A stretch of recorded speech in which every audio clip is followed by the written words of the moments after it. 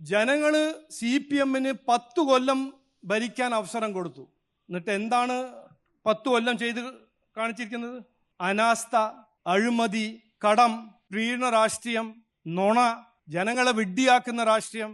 അല്ലെങ്കിൽ എന്തുകൊണ്ട് 2018-ൽ അയ്യപ്പന്മാരെ ദ്രോഹിച്ച ഒരു CPM 2025-ൽ അയ്യപ്പ സംഗമം നടത്തുന്നു? 10 കൊല്ലം വികസനം ചെയ്യാത്ത ഒരു CPM, കടം വാങ്ങിച്ച് ജീവിക്കുന്ന ഒരു CPM, ജീവനക്കാർക്ക് പെൻഷൻ കൊടുക്കാൻ പറ്റാത്തൊരു CPM, ആശാ വർക്കേഴ്സിന് ശമ്പളം വർദ്ധിക്കാൻ പറ്റാത്ത CPM, ഒരു ഒറ്റ അടിസ്ഥാന സൗകര്യം സൃഷ്ടിക്കാൻ പറ്റാത്തൊരു CPM.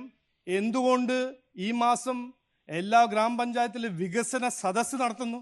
കാരണം ജനങ്ങളെ വിഡ്ഢിയാക്കുക, ശ്രദ്ധ തിരിക്കുക. 10 കൊല്ലം ഒന്നും ചെയ്തില്ല.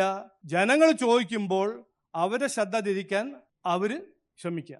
അതുപോലെ തന്നെ കോൺഗ്രസ് പാർട്ടി ഇപ്പൊ ഇരിക്കുന്നത്, CPM പൊളിഞ്ഞു പോകുന്നു, CPM തകർന്നു പോകുന്നു, അവരെ ജനങ്ങൾ വിട്ടുപോകുന്നു, അപ്പൊ ഞങ്ങൾക്ക് ഭരണം പിടിക്കാൻ പറ്റും.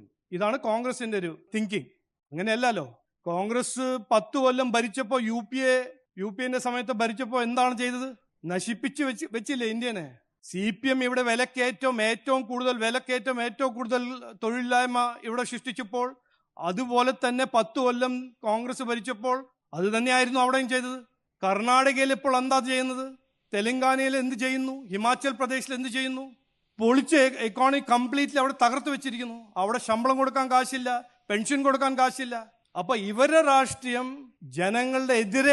ജനങ്ങളെ എക്സ്പ്ലോയിറ്റ് ചെയ്യുന്ന രാഷ്ട്രീയമാണ്.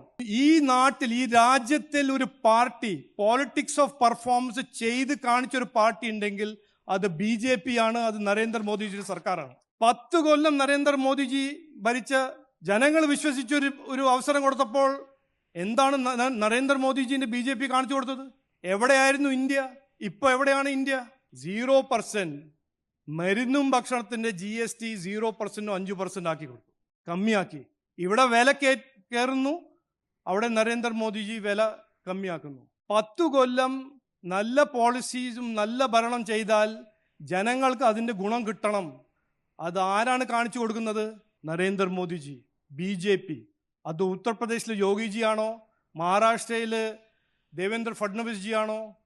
ഏത് സംസ്ഥാനത്തിൽ BJP സർക്കാരുണ്ട് അവിടെ നല്ല ഭരണമുണ്ട്, അവിടെ ജനങ്ങൾക്ക് അതിന്റെ ഫലം കിട്ടുന്നുണ്ട്.